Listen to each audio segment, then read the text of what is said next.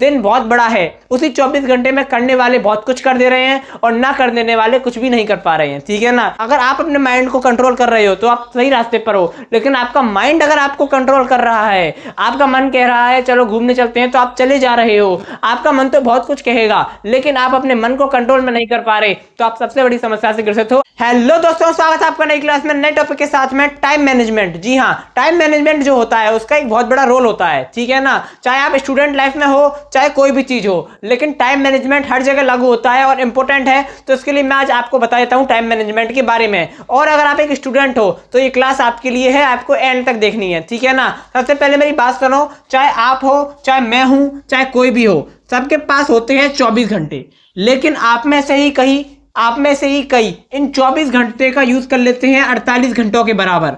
यानी कि 24 घंटों का जो 48 घंटों का काम है, उस 48 घंटों के काम को 24 घंटों में खत्म कर देते हैं। और कई ऐसे होते हैं जो 24 यानी कि एक दिन का जो काम होता है वो भी नहीं कर पाते, तो उनका क्या होता है, दिन खराब हो जाता है और उनका टाइम मैनेजमेंट नहीं हो पाता। तो देखो, टाइम मैनेजमेंट की कोई डेफिनेशन नहीं है। जैसे कि कोई हाउसवाइफ है तो उसके लिए क्या है, खाना बनाना, घर के काम वगैरह करना, कोई बच्चा छोटा है तो तैयार करना, स्कूल भेजना, थोड़ा उसकी देखभाल करना, ये सब कर लिया, हो गया उसका टाइम मैनेजमेंट। या फिर कुछ सीखना बीच में तो फिर हो गया टाइम मैनेजमेंट, ठीक है। अब मान लो कोई बिजनेसमैन है तो उसका टाइम मैनेजमेंट अलग है, कोई स्टूडेंट है तो उसका टाइम मैनेजमेंट अलग है। सबका टाइम मैनेजमेंट मतलब क्या कहते हैं, अलग अलग होता है। और ऐसा भी नहीं है कि टाइम मैनेजमेंट आपका एक लाइन में चलता रहे, कभी वो नीचे होगा, कभी अप होगा, कभी डाउन होगा, कभी अप होगा, कभी डाउन होगा, कभी स्ट्रेट भी होगा। यानी कि टाइम मैनेजमेंट कोई एक सीधी लकीर नहीं है जो सीधी चलती रहे, वो एक परिवर्तनशील है। टाइम मैनेजमेंट आपका परिवर्तनशील है, बदलता रहेगा। समय कैसा है, कैसा उस समय वक्त है, उसके आधार पर आपका जो टाइम है और जो उसका मैनेजमेंट है वो चेंज होते रहते हैं। उससे टेंशन आपको नहीं लेनी चाहिए, ठीक है ना। जैसे कि मान लो आपका कल एग्जाम है, ठीक है, और आपका कल एग्जाम है, ठीक है, और आप आज क्या कर रहे हो, आज आप चला रहे हो फोन। आज आप क्या कर रहे हो, आज आप फोन चला रहे हो, आज आप सो रहे हो, आपको नींद आ रही है, और आप क्या कर रहे हो, और आप आज आलस कर रहे हो, ठीक है। तो यहाँ पर क्या हो गया, यहाँ पर आपका जो सारा टाइम मैनेजमेंट था वो हो गया फेल, क्योंकि कल आपका एग्जाम है, ठीक है ना। यानी कि आपको क्या करना है, यानी कि टाइम मैनेजमेंट होता है वो परिवर्तनशील होता है, मैंने आपको बता दिया। यानी कि जैसे आपका कल एग्जाम है, ठीक है, तो आपको आज पढ़ना होगा उसके लिए, ठीक है ना। ऐसा नहीं है कि आज ना पढ़ के काम चल जाएगा, आपको अपना टाइम का परिवर्तन करना होगा। एक बहुत पॉपुलर रूल है, कौन सा रूल है, 8+8 जो आपने सुना होगा, ठीक है ना। तो 8 घंटों में आपको क्या करना है, अपना पीक परफॉर्मेंस देना है। यानी कि आप कोई भी काम करते हो, आप पढ़ाई करते हो, कुछ भी करते हो, इन 8 घंटों में आपको उस काम को करना है। और ऐसा वैसा नहीं कि मोबाइल चलाते हुए कर रहे हैं, खाते हुए कर रहे हैं, नहीं। आपका सारा फोकस, सारा कंसंट्रेशन किसके ऊपर होना चाहिए, अपने काम के ऊपर होना चाहिए इन 8 घंटों में। अगले 8 घंटे होते हैं स्लीप एंड रेस्ट के। किसके होते हैं, स्लीप एंड रेस्ट। अब यहां पर ऐसा नहीं है कि आप मोबाइल चला रहे हो तो रेस्ट हो रहा है, नहीं। स्लीप एंड रेस्ट का मतलब है आपको सोना है, या फिर आराम करना है, या फिर इसमें मेडिटेशन भी हो सकती है, या फिर दोपहर के टाइम में आप थोड़ा सा लेट भी सकते हो। तो इन 8 घंटों में आपको क्या करना है, स्लीप एंड रेस्ट करना है, ठीक है। अगली चीज है, आपके अगले 8 घंटे होती हैं, अगले 8 घंटे को हम 4 चीजों में डिवाइड कर देते हैं। पहला चीज होती है 2 घंटे। पहले 2 घंटे होते हैं आपकी फिजिकल एक्टिविटी के।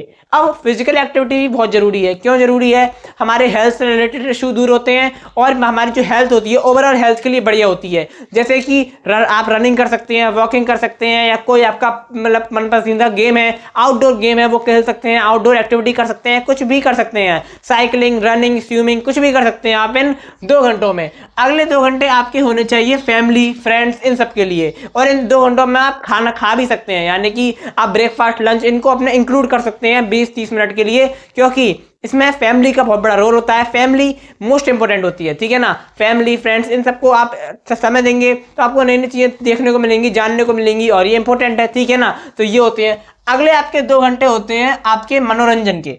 अब मनोरंजन किस प्रकार से होगा, आप फैमिली के साथ कोई गेम प्ले कर सकते हैं, या फिर खेल सकते हैं, या इन 2 घंटों में आप अपना मोबाइल या फिर और कोई चीज आपके एंटरटेनमेंट से जो पर्पस के लिए है उसका इस्तेमाल कर सकते हैं, ठीक है। और आपके लास्ट के जो 2 घंटे होते हैं वो होते हैं सेल्फ डेवलपमेंट के लिए। यानी कि आप अपने अंदर कोई आपके अंदर स्किल है, कोई आपके अंदर टैलेंट है, किसी चीज में आपको हुनर है, यानी कि कोई आपके अंदर ऐसी चीज़ है जिसको आप दिखा सकते हैं, सिखा सकते हैं, तो वो 2 घंटे आप, ये मोस्ट इंपॉर्टेंट 2 घंटे हैं, वो आप दिन में दे सकते हैं। तो इस प्रकार से आपके पूरे 24 घंटे जो होते हैं वो तैयार हो जाते हैं। आपको लगता है दिन छोटा है, दिन छोटा नहीं है। आप अपना दिन आलस में निकाल देते हो, इसलिए लगता है आपको दिन छोटा है। दिन बहुत बड़ा है। उसी 24 घंटे में करने वाले बहुत कुछ कर दे रहे हैं और ना कर देने वाले कुछ भी नहीं कर पा रहे हैं। ठीक है ना, इस बात का फर्क है। ठीक है ना। अब जैसे आपको मान लो डायबिटीज है, ठीक है, आपको मान लो डायबिटीज है, अब आपके सामने एक जगह रखा है गुलाब जामुन और उसके पास में रखा है दलिया, तो अब वहां पर आप क्या चूज करोगे? आपका मन जाएगा गुलाब जामुन की तरफ, लेकिन आपको अपने मद्देनजर देखते हुए आपको कहां जाना होगा? आपको जाना होगा दलिये की तरफ। यानी कि टाइम मैनेजमेंट को करते समय आपको ये देखना है कि इंपॉर्टेंट क्या है। क्या कल का एग्जाम इंपॉर्टेंट है या आज वीडियो अपलोड करना इंपॉर्टेंट है? क्या कल का एग्जाम इंपॉर्टेंट है या फिर आज खेलना इंपॉर्टेंट है? यानी कि इंपॉर्टेंट क्या है आपको ये खुद डिसाइड करना होगा, मैं डिसाइड नहीं करूंगा आपके लिए क्या इंपॉर्टेंट है। आप अपने आपसे ज्यादा कोई नहीं जानता कि आपके लिए क्या इंपॉर्टेंट है। ठीक है ना। तो आपको ये देखते हुए डिसाइड करना है कि मेरे लिए क्या इंपॉर्टेंट है, उसी के आधार पर अपना टाइम मैनेजमेंट करना है। एक बात को आपको ध्यान में रखना है कि जो आपका माइंड है, वो आपका माइंड जो है वो आपको कंट्रोल करता है। ठीक है ना। तो आप फंसे हुए हैं, यानी कि आपको कंट्रोल करना है अपने माइंड को। आप जैसा कंट्रोल अगर आप अपने माइंड को कंट्रोल कर रहे हो तो आप सही रास्ते पर हो, लेकिन आपका माइंड अगर आपको कंट्रोल कर रहा है, आपका मन कह रहा है चलो घूमने चलते हैं, तो आप चले जा रहे हो। आपका मन तो बहुत कुछ कहेगा, लेकिन आप अपने मन को कंट्रोल में नहीं कर पा रहे, तो आप सबसे बड़ी समस्या से ग्रसित हो। आपको अपने मन को अपने कंट्रोल में रखना है। ठीक है ना। तो करता हूँ आपको समझ में आ गया होगा। अब मैं आपको मिलूंगा एक और नई क्लास में नए टॉपिक के साथ में। तब तक के लिए जय हिंद, जय भारत।